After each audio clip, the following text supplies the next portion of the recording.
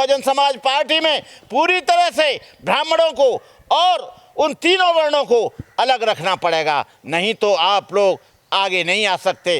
वो DS4 का नारा, ब्राह्मण बनिया ठाकुर छोड़, बाकी ये सब DS4, इस नारे को पुनः से लागू करना पड़ेगा, जिससे कि वो समाज आगे आ जाए। काशी राम जी ने बड़ी हिम्मत के साथ अब इस नारे को आगे चलाया था और नारे को चलाकर लोगों में एक बल आया था। चाहे पार्टी आई नहीं आई, बहुजन समाज पार्टी जीती नहीं जीती, लेकिन अंदर से लोगों के अंदर एक बड़ा धैर्य और बड़ा साहस था और वो बड़े साहस के साथ ये कहते थे कि ब्राह्मण बनिया ठाकुर छोड़, बाकी ये सब DS4। अरे 85% लोग एक जगह आ जाएंगे, आपको क्या ज़रूरत है इनकी? लेकिन आप लोगों का मिशन ये नहीं था। हम लोग मिशन से भटक गए, हम लोग मिशन से बिल्कुल अलग चले गए। हम लोग मिशन जो हमारे महापुरुषों की विचारधारा थी उससे भी हम अलग चले गए। तो मैं कोई बात नहीं है, देर आए दुरुस्त आए। मैं कहना चाहूँगा कि आप लोग, मैं BSP को ही समर्थन करता हूँ, चाहे कुछ हो जाए, और BSP का ही साथ दूंगा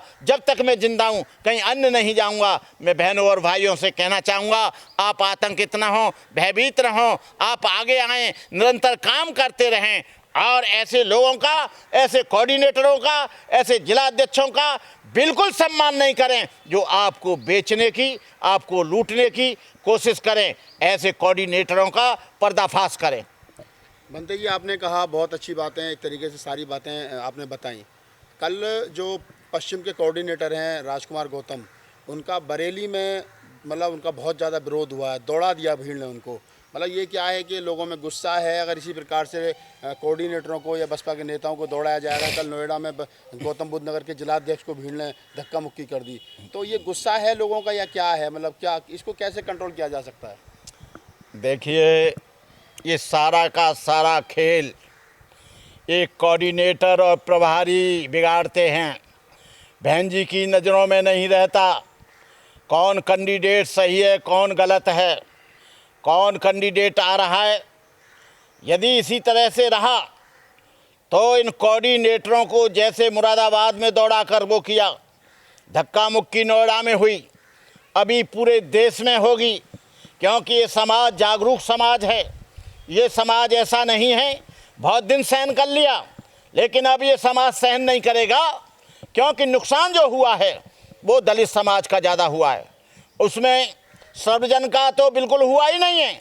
सबसे ज़्यादा नुकसान यदि हुआ है तो बहुजन समाज के उन दलित लोगों का हुआ है, जिन्होंने जी जान लगाकर, धन दौलत मिटाकर, अपना परिवार छोड़कर, अपना घर ज़मीन जायदाद को सबको बेचकर जो बहुजन समाज पार्टी को मजबूत किया, उन लोगों को आज दुख हो रहा है। लेकिन वो लोग, चंद लोग, मैं ऐसे चंद लोगों को जानता हूं। मैं BSP से 36 साल से जुड़ा हूं, लेकिन मैं ऐसे लोगों को जानता हूं जो कभी झोंपड़ी में रहते थे, आज उनके पास महल हैं। मैं पूछना चाहता हूं बहन जी को, इस बात के लिए उनको इन्वेस्टिगेशन करना चाहिए, निरीक्षण परीक्षण करना चाहिए कि ये जो कोऑर्डिनेटर हैं ये धंधा करने के लिए आए हैं, चंदा करने के लिए आए हैं, या जो बहन जी बहुजन समाज पार्टी के नाम पर जो चंदा इकट्ठा किया जाता है उसको खाने के लिए आए हैं। उसी पैसे को बचाकर, उनको तो मालूम नहीं है बहन जी के कोष में क्या दिया जा रहा है, उनको मालूम नहीं कि बहुजन समाज पार्टी के कोष में क्या जमाया जा रहा है। वो 50 लाख लेते हैं और 10 लाख मुश्किल से यहाँ जमा कराते हैं। ऐसे में बहुत से कोऑर्डिनेटरों को जानता हूँ जिन पर कुछ नहीं था, आज उन पर 50-50 बीघे ज़मीन है, 4-4 प्लॉट हैं, 4-4 कोठियाँ हैं, 10-10 गाड़ियाँ हैं। कहाँ से आया? ये बहुजन समाज पार्टी को बेचने से आया, बहुजन समाज के लोगों को बेचने से आया। बहन जी के पास कितना भी हो, वो पार्टी चला रही हैं, हम इस बात को बुरा नहीं मानते। बंदे जी, एक बिग सवाल और चलते चलते लास्ट सवाल है। लोग आरोप लगा रहे हैं कि बहन जी अपने पूरे परिवार को जो है वो राजनीति में ले आई, उसमें चाहे अपने भाई आनंद को अध्यक्ष बना, आप खुद अध्यक्ष हैं, भाई को उपाध्यक्ष बना दिया, भाई भतीजे को कोऑर्डिनेटर बना दिया। एक ही परिवार के इतने लोग होंगे और फिर OBC को हम भागीदारी दे नहीं रहे, तो कैसे बात बनेगी? कोऑर्डिनेटर, राष्ट्रीय कोऑर्डिनेटर राम जी को हटाकर बनाया, अपने भाई को उपाध्यक्ष बनाया। उनका कोई ज़मीन पर कोई काम नहीं है। बहन जी को मानता हूँ कि बहन जी ने काम किया है, बहन जी ने त्याग किया है, बहन जी ने बलिदान किया है, बहन जी का सैक्रिफाइस है, उनके लिए बहुत बहुत साधुवाद, बहुत बहुत धन्यवाद। लेकिन बहन जी के भाई का या उस बच्चे का, आकाश का, इतना त्याग बलिदान नहीं है जितना बहन जी का है। अभी बहन जी को मैं राय तो क्या दूँ, वो राय तो किसी की मानती नहीं है, लेकिन अभी बहन जी को जल्दबाजी नहीं करनी चाहिए थी कि इनको कोऑर्डिनेटर और राष्ट्रीय उपाध्यक्ष, उससे भी बीएसपी बहुत कमज़ोर हुई है। और कमज़ोर इसलिए हुई है जो 40 साल से काम कर रहा है उसका प्रमोशन न हो। कोई आदमी केवल कांस्टेबल का कांस्टेबल रहा है और सब इंस्पेक्टर का सब इंस्पेक्टर रहा है, और जो कांस्टेबल भी नहीं है उनको एकदम डीआईजी और आईजी बना दे, तो वो जो कांस्टेबल है उसको ये दुख होगा। जो जूनियर इंजीनियर है वो जूनियर इंजीनियर बना रहे 36 वर्ष में, और आने वाले व्यक्ति को चीफ इंजीनियर बना दो तो दुख होगा। तो ऐसा नहीं है, आंतरिक रूप में सुगबुहाट और आंतरिक रूप में बीएसपी में भी बहुत कुछ चल रहा है। ये कोई मित्तल या मेवाराम जैसे लोग ये कहीं से खड़े हो जाएं, अच्छी बात है, जीत जाएं, लेकिन इनको दोनों बच्चों को कहीं से भी खड़ा कर दो। मेरा अपना दावा है कि अभी ये पार्षद का भी चुनाव कहीं से नहीं जीत सकते।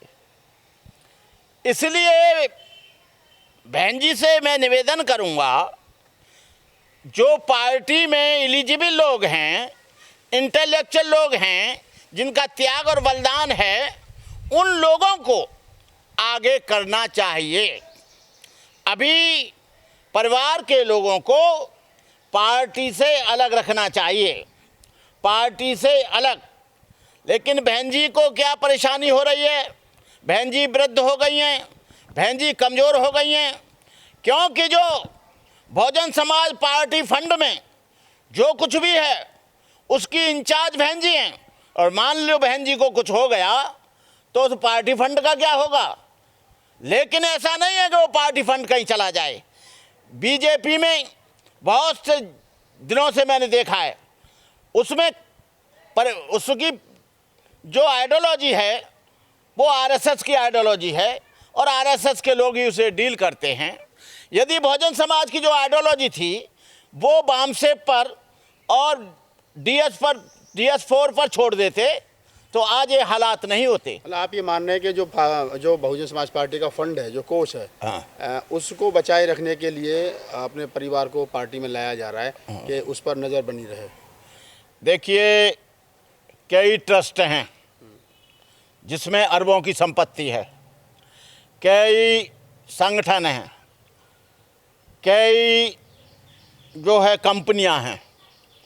तो मैं ये कहना चाहूँगा, बहन जी यदि बीएसपी को मजबूत करना चाहती हैं तो परिवार से अलग रखें उसे, और जो पुराने लोग हैं जो बीएसपी में जिनकी उम्र निकल गई है उन लोगों को ही पदाधिकारी बनाएं। और यहाँ दूसरी बात है, वो सोच रही हैं कि जैसे समाजवादी पार्टी में मुलायम सिंह ने अपने बच्चे को सौंप दिया, अपने लड़के को समाजवादी पार्टी सौंप दी, वहाँ बात दूसरी थी, क्योंकि यहाँ बात दूसरी है। वो पार्टी मुलायम सिंह ने बनाई थी और ये पार्टी मान्यवर काशीराम ने बनाई थी, और काशीराम जी ने अपने परिवार के किसी व्यक्ति को कभी पार्टी में कोई महत्व नहीं दिया। काशीराम जी अपने परिवार के लिए कोई धन संपत्ति, मकान, ज़मीन, जायदाद, कोई महल, कोई मॉल, कोई चीज़ छोड़कर नहीं गए। वो एक संत था। और मैं जो बहुजन समाज पार्टी है उसका संस्थापक मान्यवर काशीराम को मानता हूँ, और काशीराम की आइडियोलॉजी यहाँ पर काम करेगी। कोई और व्यक्ति आता रहे, आज उनकी पूजा हो रही है, बहुत से चमचे आसपास घूम रहे हैं, लेकिन ऐसा काम करो कि हमारे इस दुनिया से जाने के बाद भी हमको लोग सजदे करें।